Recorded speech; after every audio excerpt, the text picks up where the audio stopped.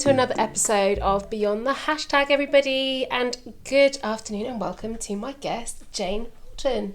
Thank you, Natalie. I don't know if that came out right, Jane Boulton. My voice went really high at the end there. That is me, however you say it. Welcome and thank you for joining me on the podcast. Thank you for the invite. You work for an amazing charity in Wiltshire, in Chippenham specifically. Mm-hmm. Do you want to introduce Springboard? Oh, yes, please. Tell us what you do and what your role is specifically. Yeah, sure. So Springboard is an independent charity based in Chippenham but covers the whole of North Wilts, and we support children with special educational needs, disability, so from as young as birth to going through to school.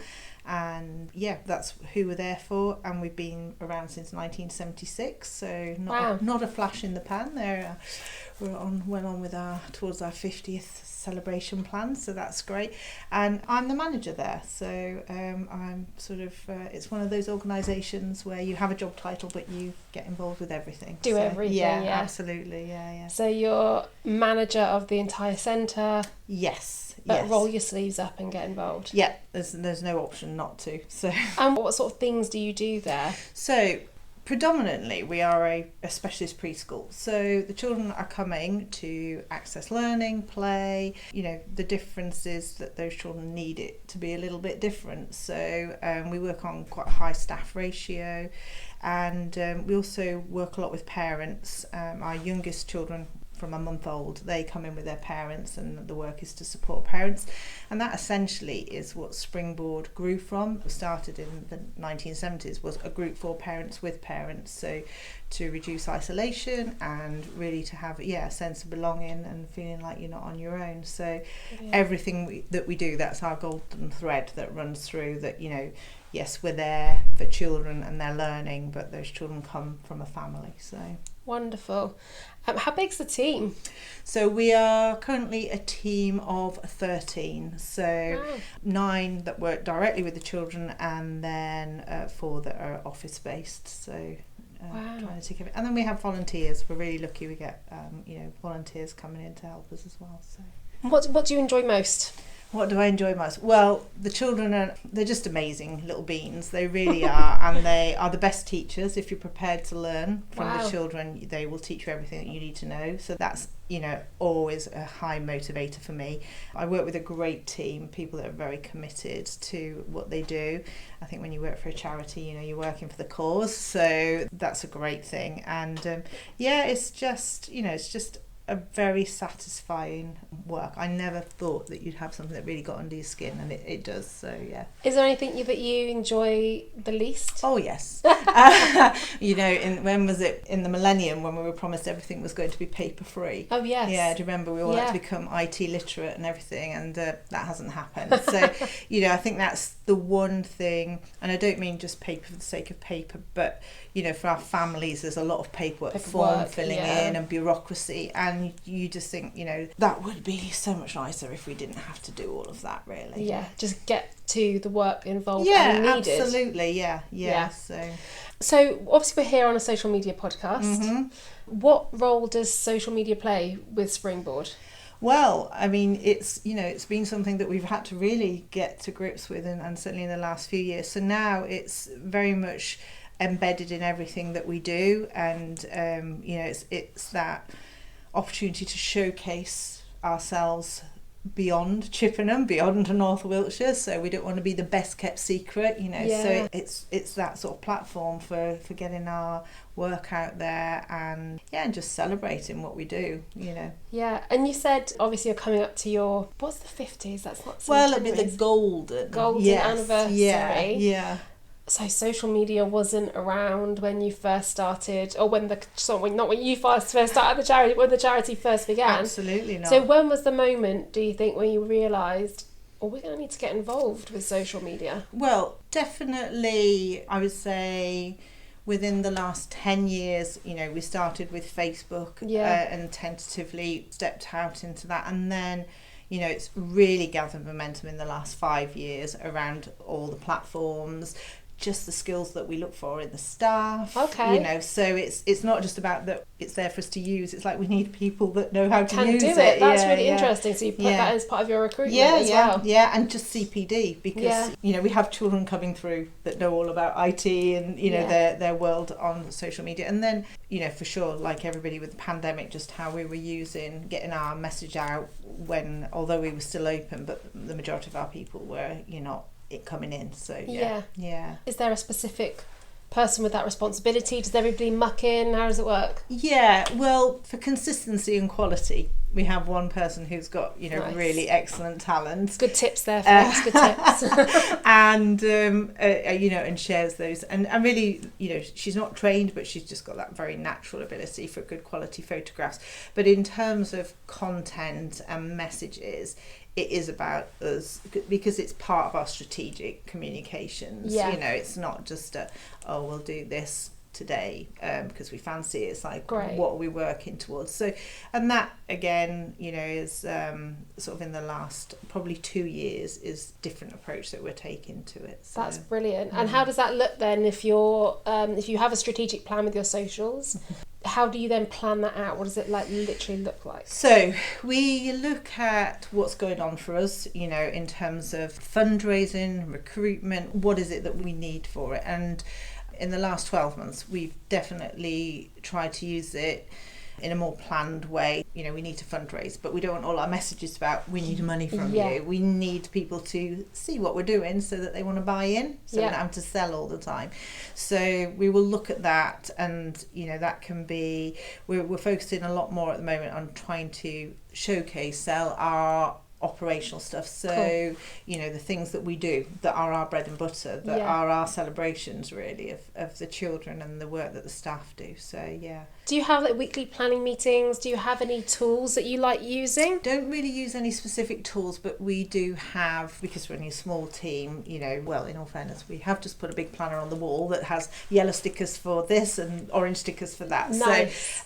So we've got a little bit of a visual ourselves, so you're like, okay, so every week we're going to look for something, this is what we want going out on a Tuesday, and then we've read a lot of the the sort of the metrics and the around the Facebook and how successful things have been and when they're best seen. So when we're looking at recruitment, Saturday evenings are often have been the time when people look at things. Cool. So just using some of those things that's good. So I find so many people don't take the time to learn the analytics. Do they? Yeah, I think, and I certainly fall into that, Natalie, because it's, the other members of the team that are really into this and listening to what they're saying, and just how does that match up with, the people that we see, and just how we communicate on a day-to-day basis. So I think our biggest sort of demographic locally are Chippenham people, and then and actually we do see more Chippenham families, so some of the things match up and some of them don't correlate, but you can use that to inform, can't you? Yeah, for sure. It's very insightful, very interesting when you get the other side of the platform. So you definitely encourage other charities and those using social media to invest in time to look, listen and learn. Absolutely. Analytics. And we have learned from other people, because obviously we're a small organisation, and there are there's some bigger ones locally, and there are that have got real, what I'd say, social media teams, and we don't, and national ones. So we do look at what good practice is going on, because why reinvent the wheel? Absolutely. Talking of reinventing the wheel, what content works best for you then?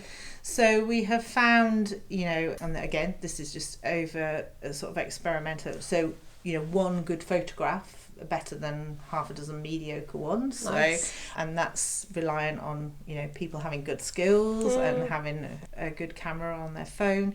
But interestingly, photographs of the staff work really well, and the team celebrations, and whether that's because they have their own network that buy into the celebration and they'll share, because obviously the children don't have their own networks, and that's been really successful. When we had our Ofsted So we were outstanding for the 4th time. Congratulations. Yeah, I got a British Empire medal in Wow. the New Year's. So those things, which were quite exceptional and not our ordinary, obviously, but it was really noticeable how they picked up momentum and just showed us actually what our network was out there. So it's inspiring content, though, isn't it? True. People are going like, "Wow, that's amazing!" Yeah, for sure. And if you can make your audience go, "Wow, that's amazing," then it's likely that they're going to do something with it. Yeah, it is. So those things have really sort of gathered momentum when they're posted. Yeah. What about kind of the opposite? So what doesn't work that well? I think obviously if it's not inspiring and if it's a bit sameish to what everybody else is doing, then it doesn't work so well. We used to share other people's stuff, so obviously part of what we do is informing people of what else is out there, because we don't hold everything that families need. So we've stepped back from that a little bit, and we are driving that sort of information through our admin comms direct to families, rather than because often it'd just be a poster or That's something. Useful. Yeah. That's a really good lesson, actually, about understanding the different channels that you need to use in order to get various messages out there. We just had a conversation today with a client of ours who wanted to post a customer specific competition on their Facebook page with 12,000 followers, where probably only 10% of them are customers. Yeah. And we kind of said, like, that's probably more of something that you go direct to them, direct mail or email. So be really brave to say, actually, social media might not be the answer to all the messages that you need to share. Yeah, and I think that's, again, you learn over time. I guess it's easy to see what's successful and then realise that, actually, that's what we want to do more of,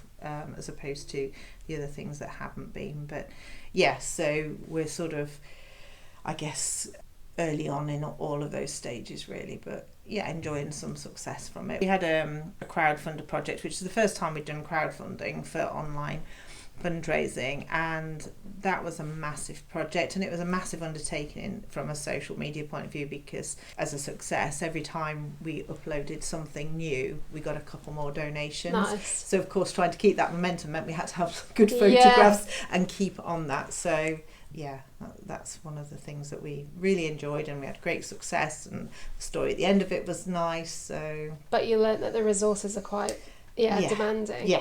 And I would say that's the one thing that we find as a small team is the amount of time it takes. It's having a lot of photographs ready, and that's time consuming when you don't have anybody job specific.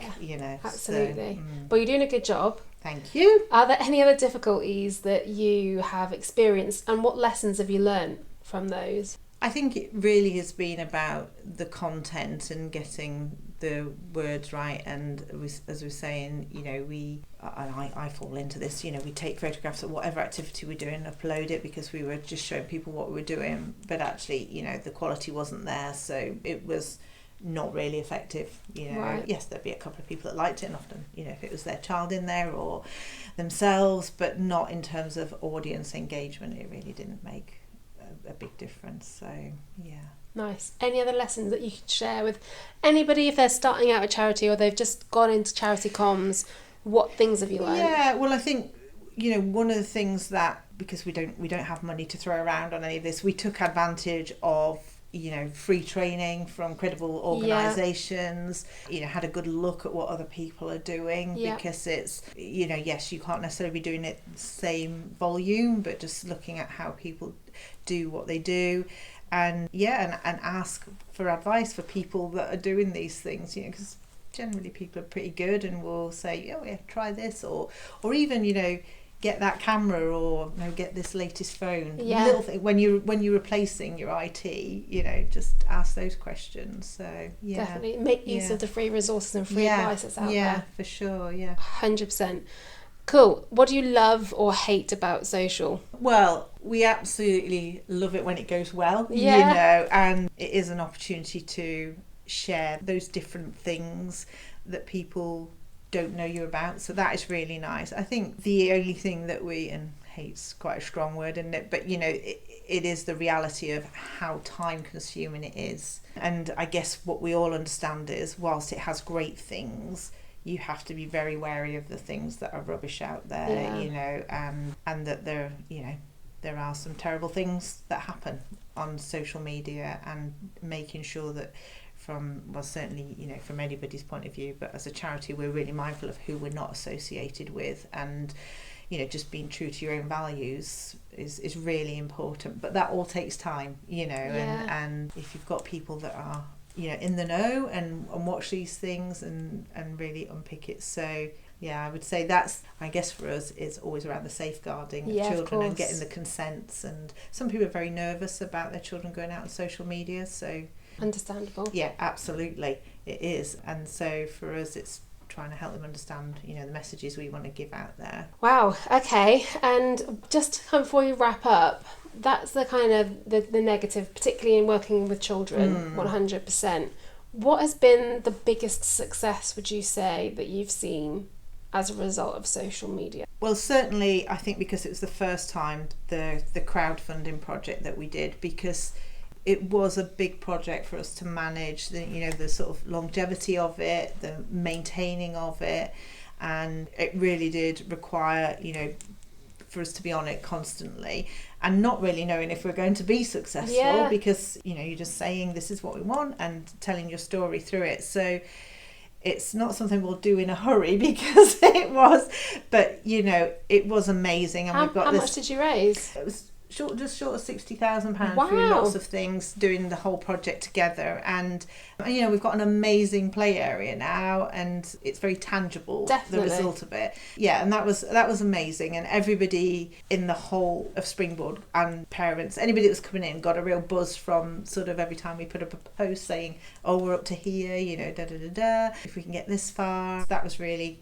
clever management of 100%. That project. Yeah, that's brilliant. Congratulations. Thank you. Another good success story for social media. Yeah. Where can people find you? What's your handles? Where are you? Where are you hanging out? So we're on Facebook, we're on Insta. See, I sound really trendy when I say Insta. We're on LinkedIn, and we're on Twitter. So we've obviously got all the different handles going on, but at Springboard Chip for Twitter, and Instagram, which I am less on personally, because I'm not very good with photographs. I like looking, but I'm not a big contributor. But that works really well. And then LinkedIn we also use to sort of try and develop. And I would say from a charity point of view, that is a great network, because people share their skills and their knowledge freely in that network, and that's been great for getting contacts. So that's where we're at. Amazing. Well, I wish you all the success in the world, growing your social media following, and hopefully seeing huge amounts of impact and donations as a result of the work that you do. Yeah. Thank you so much for coming on Beyond the Hashtag. Thank you, Natalie. It's been amazing chatting to you. But before we finish, we've got my favourite part of the show. It's the social media fail. Okay, it's time for this week's epic social media fail. And Jane, you've picked Aldi's campaign, #Aldi's Poorest Day Challenge. Talk to us about this. Yeah, well, we had a chat about this in the office, and just, again thinking, well, what is the message from this? Understanding that they've got an influencer, so somebody that's I think got quite a bit of resource behind them in terms of their social influencing. And I think for us, it's about, when you are following social media, it's about having the integrity and the truth you believe in. We see a lot of families that struggle economically, and in all fairness, we also are a workforce that are not highly paid. So when you're in current situations where money is really difficult, stories like this, but even the photograph, she's very happy and smiley on there, and it's the poorest. It's kind of sensationalizing it a little bit, isn't it? Yeah. So the campaign Aldi Poorest Day Challenge centred around the 24th of January, which is commonly known as the poorest day of the year, because obviously everyone's overspent over the festive season and they need to tighten their budgets. As you say, they've used an influencer who would have probably been middle class and has no understanding of the struggles that lower class people deal with.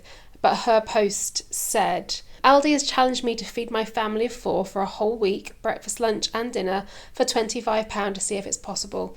January is probably the hardest month of the year financially for most, so I'm interested to see if I can feed my family with a well-balanced and nutritious week's food shop. What do you think? Follow along on my stories and see how I get on. And somebody goes on to try and comment, I think you are so great, but this promotion is terrible. It perpetuates a myth that the very poorest people can sustain themselves on really inadequate portions and nutritional foods. So yeah, playing on that myth that poor people are not trying hard enough. I know full well there are families that's what they do week in, week out, as in that's all the money they have week in, week out. So it's not a challenge to them in the sense of a competition, which is how it comes across there. They've challenged me to do it. So that she can say, well, I can do it, so absolutely. don't complain. So, there'll be some great people probably out there on social media that have got their own posts saying, this is what I do, this is how I make my £25 go round. Yeah, so it's about the phrasing of it and the positioning. Yeah, so it is that whole thing of, it felt like it was a competition and she was out to try and win the prize, I think, in a sense that... to make it seem light-hearted. Yeah. £25, that's great. My life's cushy, I've got £25 and I can do this. And I wonder if it was around £25. Yeah. It's a good question. If Aldi gave her the £25 worth of food as well, then... it's such a great question. She's quidsing. Yeah. Well, we'll add that link to the show notes so you guys can check it out and leave your own thoughts. But that was this week's social media fail with Jane Boulton from Springboard. Thank you very much. Thank you.